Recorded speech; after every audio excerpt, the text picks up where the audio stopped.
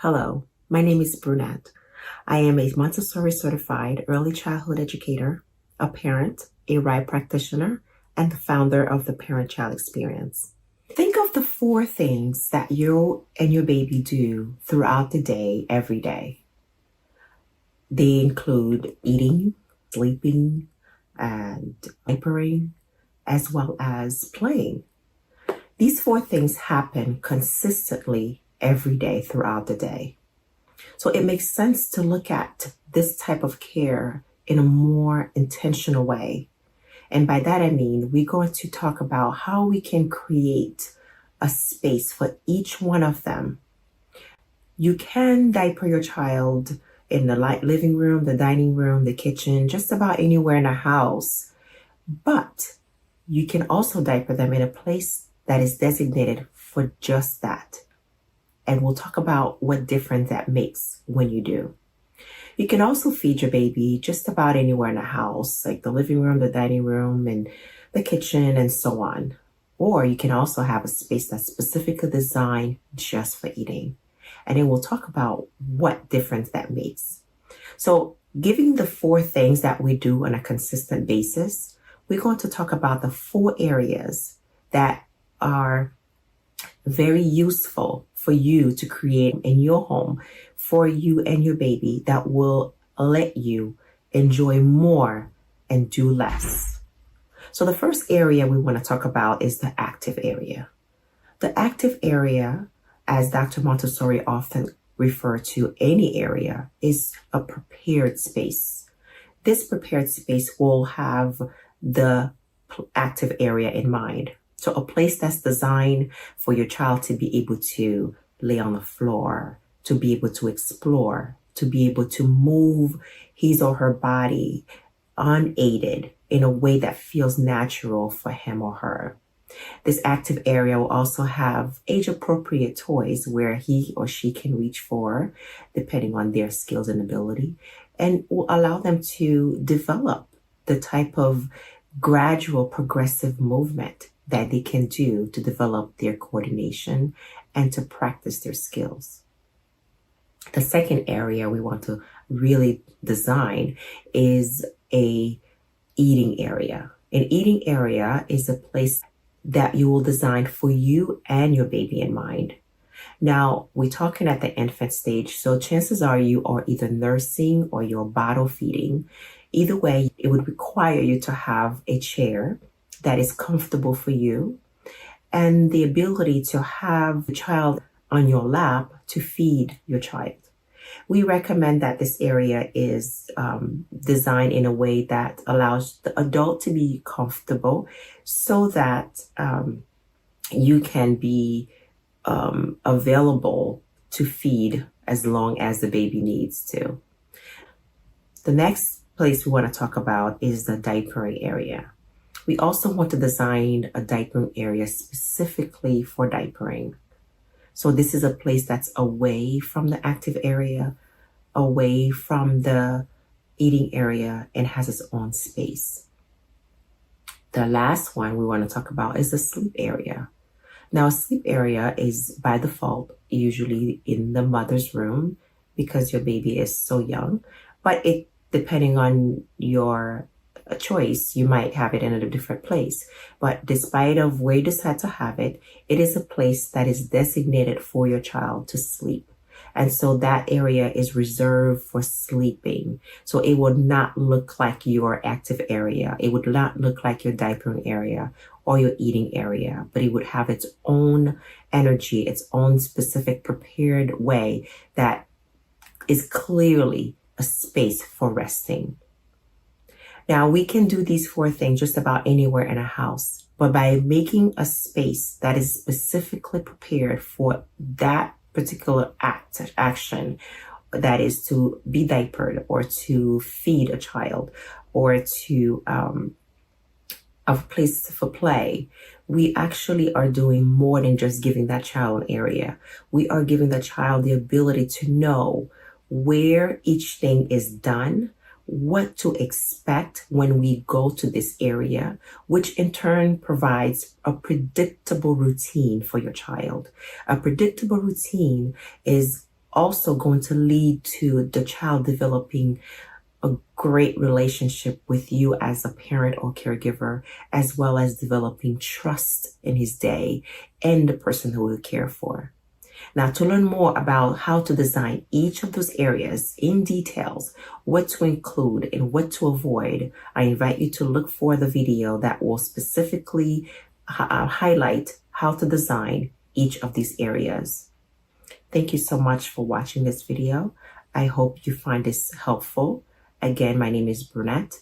You can message me at the parentchildexperience@gmail.com, or you can visit my website on how to find time to connect with me directly. I look forward to talking to you again. Enjoy this moment, the early years, and have a wonderful rest of your day. When your baby isn't actively sleeping or eating or getting a fresh diaper, where can he be or where can she be? We call this area the active area. Hello, welcome back to the Parent-Child Experience channel. My name is Brunette. I am a Montessori early childhood educator, a RIE practitioner, and a mother. Now, as the founder of the Parent-Child Experience, it is my goal to bring the expertise and the tools, both educational and others, that have worked in my classroom as well as home.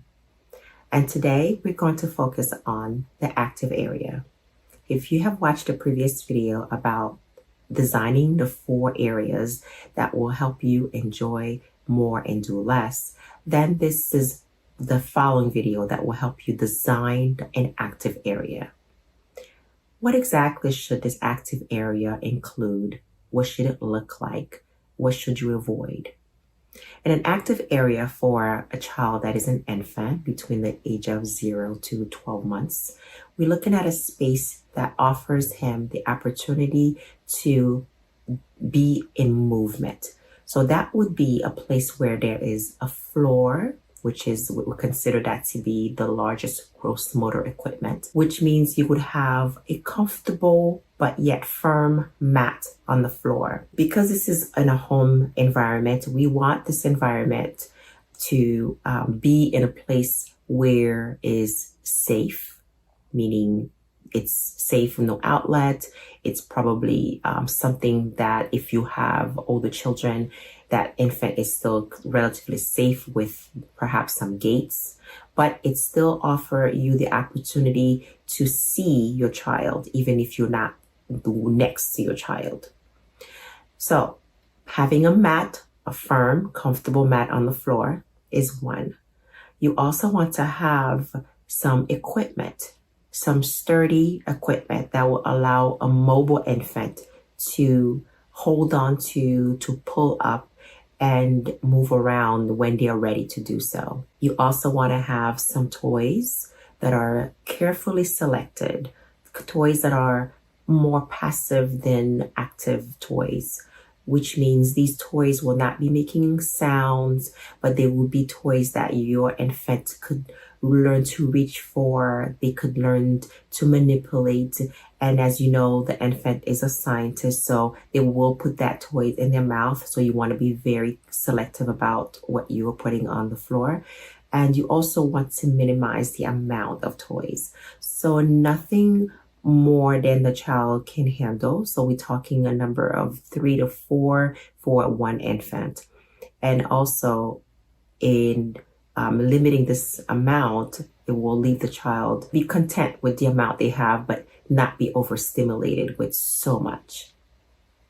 The other equipment you may consider having in this area would be a climbing equipment, something that is age appropriate, where when they're ready, they can start making their way up, around, and down this material, this climber.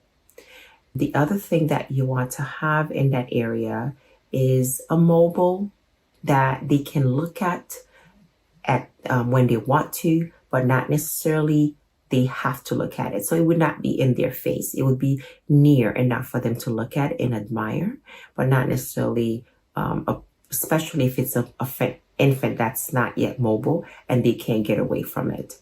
So you want to have it positioned in a way where it's there to enjoy, but then they can also turn away from it if they choose to look at something else. The active area provides the child the opportunity to learn their skills, to learn their abilities and their limitation. How can I move my hands?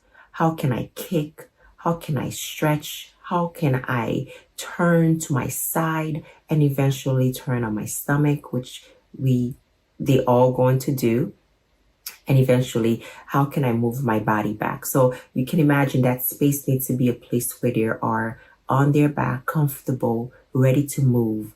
And movement is essential for a young child. So this space allows them to move unaided and to be able to reach, to kick, to get on their side, get on their tummy, and eventually progressively learn the new skills that they're going to develop until it leads to crawling, creeping, standing up, and walking.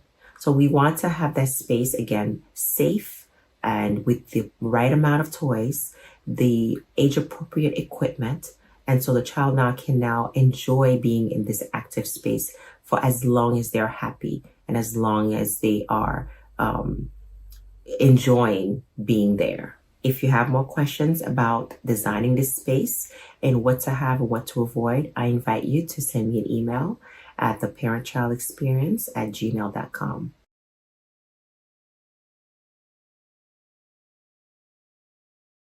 How nice is it to be able to sit down and enjoy a wonderful meal? Eating is just enjoyable, and it should also be the same for our infants. Eating should be a pleasure. In order for us to be able to give that pleasurable experience to our infant, we must prepare an intentionally designed space for the eating area. Now, if you have watched the previous video, we talked about the 4 areas that will help you as a parent or a caregiver to do less and enjoy more. And so this is one of the 4 areas, the eating area, that we're going to talk about in this video today. Welcome to the Parent-Child Experience channel. My name is Brunette. I am a certified early childhood educator, a mother, a RIE practitioner, and the founder of the Parent-Child Experience. After using the philosophy in both my classroom and at home with my children, I find it compelling to be able to bring those educational tools and other practical life tools that are useful and that you may find helpful as well in your journey of parenting. Today, we're going to talk about the eating area. It is one of the 4 main areas that are absolutely necessary to be intentional about. It is very important to design a space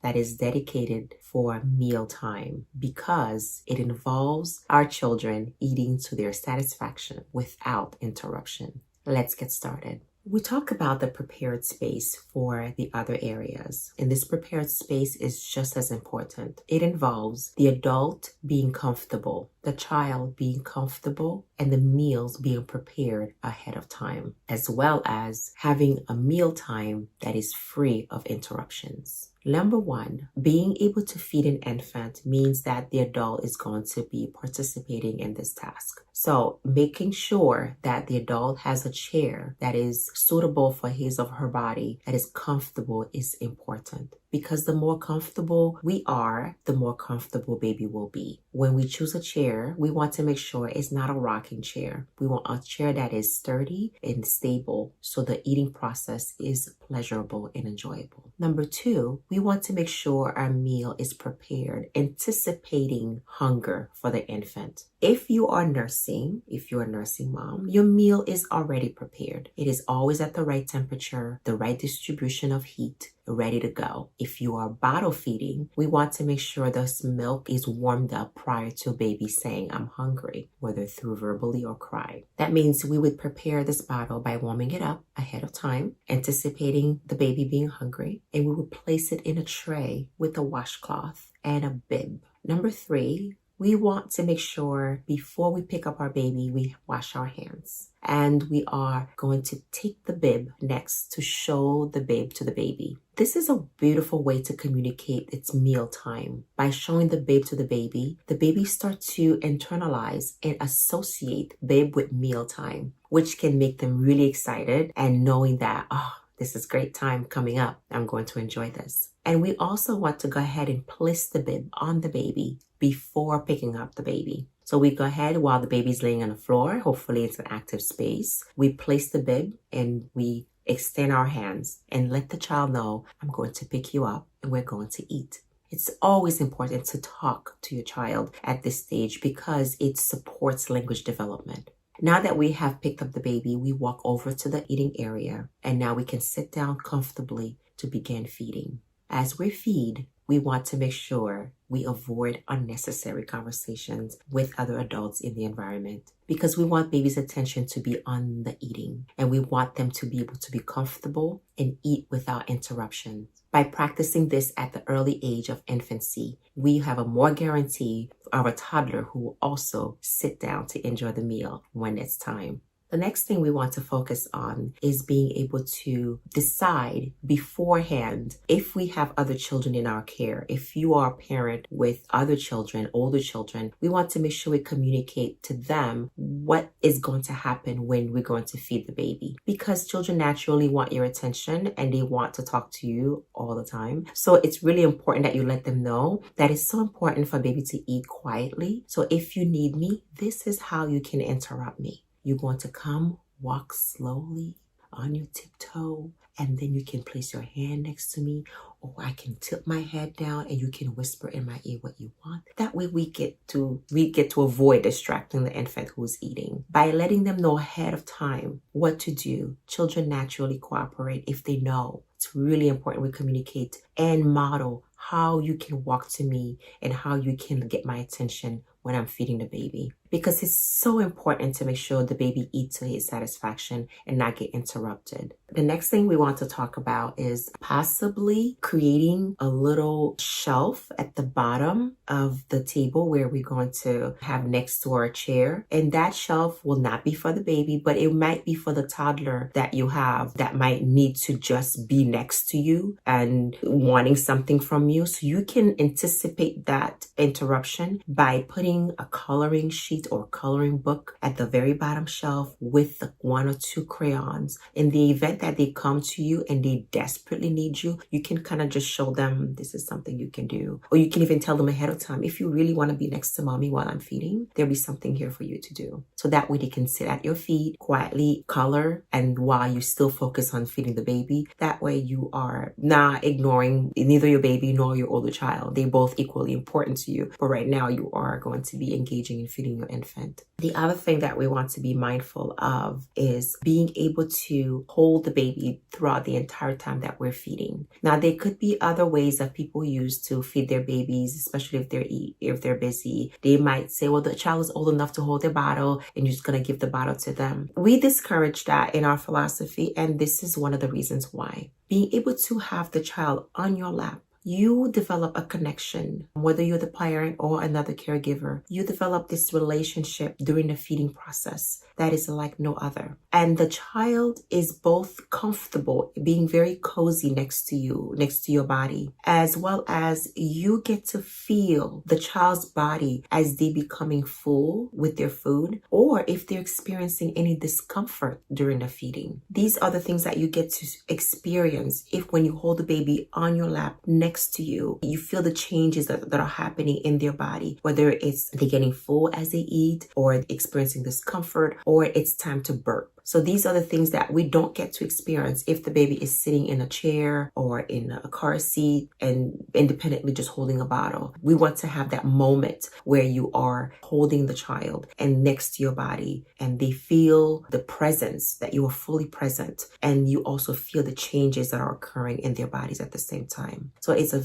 very important moment, and this is an opportunity to enjoy this moment so that when you're done, you are now able to put the bottle to the side, burp the child, and then be able to now move on to the next area the child is going to go to, whether it's to sleep or to be in their active space if they are not tired. I hope this information was really helpful. And if you have more questions about burping, I think I will have another video about that because that's also something that traditionally is very different than what we use in our model, both in the Montessori and RIE. So I will make another video that is specifically to talk about burping and how it's done. Thank you again for watching. If you really find this video helpful and you anticipating more, go ahead and press the subscribe button. And I look forward to talking to you again our next time. In the meantime, you are going to enjoy in your parent-child experience.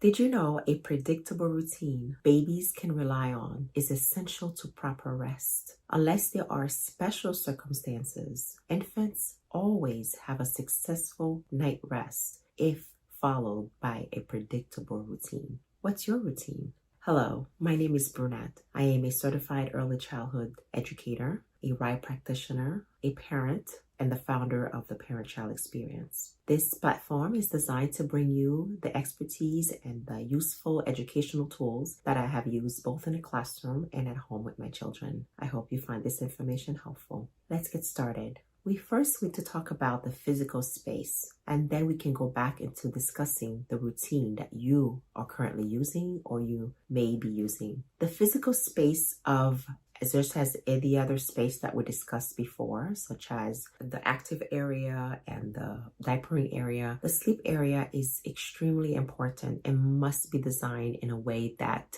communicates rest to both the adult and the child. This space would be very simple. It would be uncluttered and it would be void of distractions such as electronics or toys. This space could look like something where there is a crib, there is a floor bed following a bassinet. Now, a floor bed is the style that we use in the Montessori philosophy because it encourages the child to independently get in and out of bed when they need to. The first 3 months, it's always the bassinet that is typically used to allow baby to be close to mom and dad's bed. After that, you can decide if you want to use a crib or a floor bed. Despite of what you decide to go with, we want the environment to communicate a peaceful and undistracted space to the child. Now that we've talked about the physical space, let's talk about the routine. A routine could be something as simple as dinner, bath, a story, and then time to rest. It could be dinner, bath, nurse you, and then go to bed.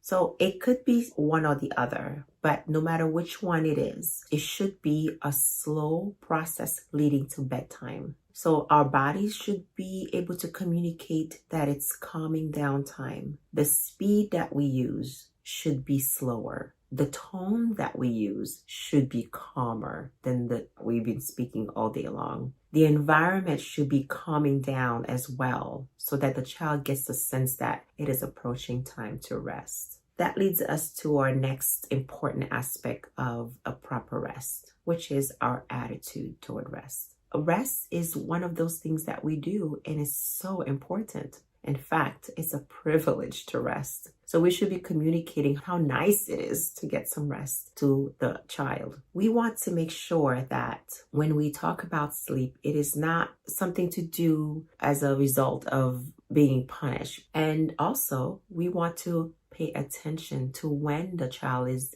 getting ready for bed. In other words, when they're starting to get tired. Let's say, for example, your routine begins at 5:30 in the evening, your bedtime routine. But now, because you are paying attention, you notice at 5 o'clock, child begins to yawn or rub their eyes, even cry. Those are signs I'm tired. So it might be important that even though your routine typically begins at 5:30, that's been the range of time that you usually start. But now, because you are observing the child getting tired a little sooner, we're going to adjust the bedtime routine sooner to accommodate the need of this infant or this child. So we're going to start getting ready for bed sooner because we have seen or we have read the cues of rest and we want to respond accordingly. So we're going to start sooner rather than later. As we begin this routine, we always communicate what we do. So it's important to let the child know that we have observed that you are getting tired. And so we're going to begin our routine to get some rest. I see that you're yawning. You must be getting tired.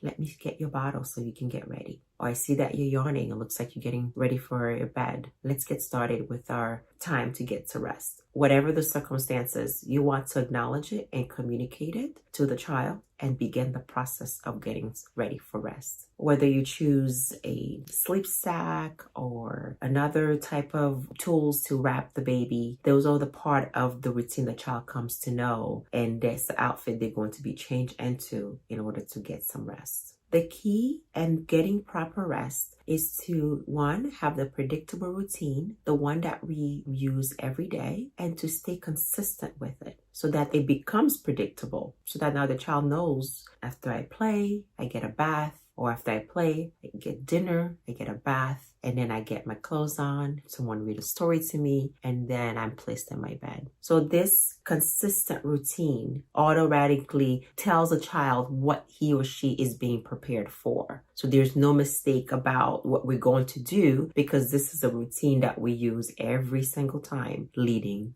to you getting in bed. So this routine lets them be both psychologically and physically ready for what's coming. And anticipation of that routine help them to relax and be ready for a good night rest. One important reason why we want to start as soon as we notice the cues for rest is because, number one, it shows that we are sensitive to their needs. Number two, it lets the child know that they are understood, knowing that what they need is what we're going to give them, as opposed to offering them food when they're actually showing sign for bed. So it's really important that we stay observant as we go. That way the bedtime routine can go smoothly and then they can enjoy a proper rest. If we fail to respond at the time when they need it, this can lead to being overtired. And overtired can mean a child who's now cranky or who's unable to sleep well and may interrupt their sleep pattern by the time they get to bed. And so it's way better to start as soon as we see they have indicated they are ready for bed. Another important thought we want to include in this topic is when it comes to our attitude toward rest. After we have completed the routine that leads to bedtime, we want to be able to place the baby in his or her bed and say goodnight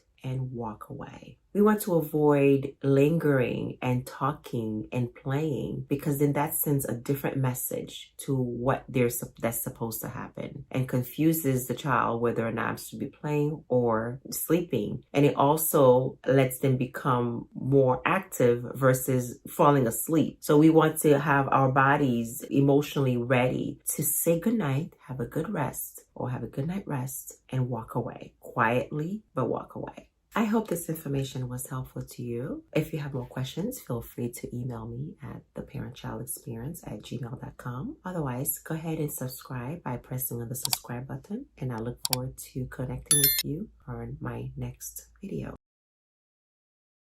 Did you know by the time a child is 2 years old, they have been diapered over 5,000 times? That's a lot. And so this means there's so many opportunities for a caregiver or parent to connect with their child and give the child a positive experience through diapering. Hello, welcome to the Parent-Child Experience channel. My name is Brunette. I am a certified Montessori early childhood educator, a mother, a RIE practitioner, and the founder of the Parent-Child Experience. Today, I'd like to talk to you about diapering, more specifically, diapering intentionally. If you have watched the other videos and you have noticed that I have a video that talks about designing the 4 areas that will allow a parent or caregiver to do less and enjoy more. And the diapering area is one of those 4 areas that merit our attention and is extremely important to design intentionally. Let's start by talking about the physical space. Similarly to the meal area, we want to choose a none or low traffic area in the home to create the diapering space. Why? Because it is part of what children do. They love to know what's happening, and they easily can get distracted with what's going on. But for diapering to be positive experience and a emotionally connected one, we want to minimize the amount of distraction that happens. So we'll start by choosing a space that doesn't have a lot of traffic in your home. The next thing you want to do is to choose a diapering table or changing table that allows the baby to lay on his back or her back and to be able to see your face as you diaper. You may consider choosing a liner on this table for the table that allows you to easily clean it after each diaper change. Or you can use a cloth that, if you enjoy laundry, you can just toss it in the laundry if it gets soiled. Next, we want to have a basket or bring the clothing that we possibly could need, so they are close in proximity to the diapering table. One easy way is to have a basket that's dedicated for change of clothes that will have a clean diaper, change of clothes that's right there next to the diapering table or somewhere underneath a shelf. You also want to have another basket that has other tools or essentials that you need, such as the wipes, gloves if you choose to. For a parent, maybe not, but caregiver, you might. And you also want to have a paper towel and a plastic bag where the soiled diaper would go after you exchange it. The next thing you want to have on near the diapering or changing table is either a container for a soiled diaper to go into or a diaper pail. And then you also want to have a sanitizer nearby as you are in the same basket where the wipes are kept. Now, having had all these tools or your essentials in close proximity before you even invite the baby to come for a diaper change is a good way to prepare for the wonderful experience that should happen at each and every diapering experience you have. Now you are ready to invite this child for a diaper change. One of the things that we always want to remind everyone is that we talk all the time. And before we invite a child to do anything, we're going to communicate what we're going to do before we touch his body. So now, before you invite this child to come for a diaper change, we're going to say that it's time for a diaper change. I'm going to pick you up. Let's go. And now you proceed to pick up the infant, carry him over to the diapering table. You place him down gently, feet first and then body. And then now we are ready to engage in this wonderful experience that will support all aspects of learning, including language development. We want to avoid things that will be distracting this wonderful experience, such as keys, toys, phone, or unnecessary conversation with other adults. We want to be fully present in the moment as we about to not just diaper, but educate through diapering. And because this is a child's body, we want them to be 100% involved, fully involved in this experience each and every time. The way we do that is by communicating what's happening. I'm going to take off your pants first. I'm pushing your pants off. I'm going to take your underwear or whatever else they had on. We take that off. You had a wet diaper or you had a bowel movement. I'm going to take that diaper off. And now you proceed to take off the diaper. Wherever you decide to put it, whether it's in the pail or in a plastic bag, we're going to say that. I'm going to put that dirty diaper or the soiled diaper in a bag to dispose of it. And now I'm going to use a wipe to wipe your bottom. We can even let the child feel the wipe because this wipe is probably a little bit cold depending on what you have. It could be warm, but whatever the temperature is, it's so important for them to feel it in their hands and then their bottom. That way there's a connection between what I'm hearing, what I'm seeing. This wipe is cold. I'm going to use it to wipe your bottom. This wipe is quite warm. I'm going to use it to wipe your bottom. As we talk, we also want to be observing their response because they also communicate back to us. It could be something like, I'm not ready. We want to be able to notice that. You might say, well, I'm going to lift your bottom so I can put the fresh diaper on. But you might get a child that says this. And then you can address that. Oh, are you not ready for that? Are you ready now? Now I'm going to put the diaper underneath. Allowing them to communicate and to respond and to acknowledge the fact that you notice they're communicating. And then you can respond accordingly. Really create a sense of trust in the child and a sense of I matter. I am important. I am not rushed. I have hands that care for me and hands that are unhurried when they take care of me. So diapering is such a moment to connect and educate while we do it. So it's really important that we stay fully present.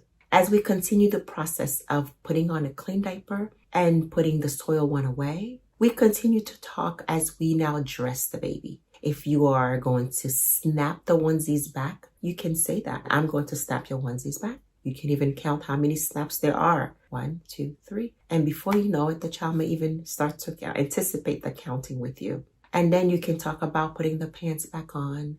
And you can offer to, let's say, help me push your pants, help me lift your bottom up. Over time, they can start being able to lift their bottom off the table as you ask them to. But that only comes about if they are used to hearing you say that and used to seeing you wait after you say it, so they can process the connection between what you say and what happens. So it's really a very slow moment, a slow process that allows you as a parent or caregiver to enjoy the moment, to connect with your child, to help support language development and your emotional, self-confident growth.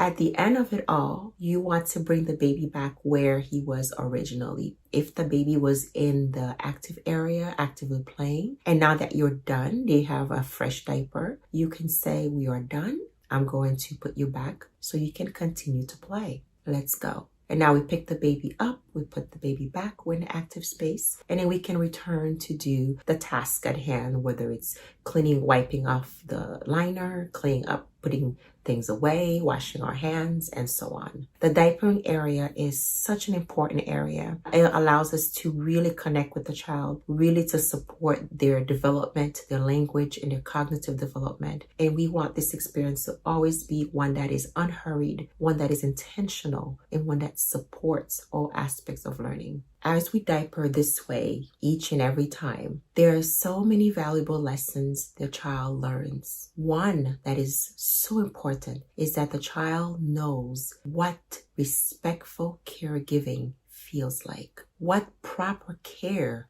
feels like. And because they have learned what that feels like, they will not accept anything less. They will come to know what it feels like to be touched in a very respectful way, in a very caring way, in a very intentional way. What a valuable lesson to teach a child very early on. And what better person that could teach this lesson than us, our parents? I hope this information is helpful to you. Let's be intentional as we diaper our infants and toddlers moving forward.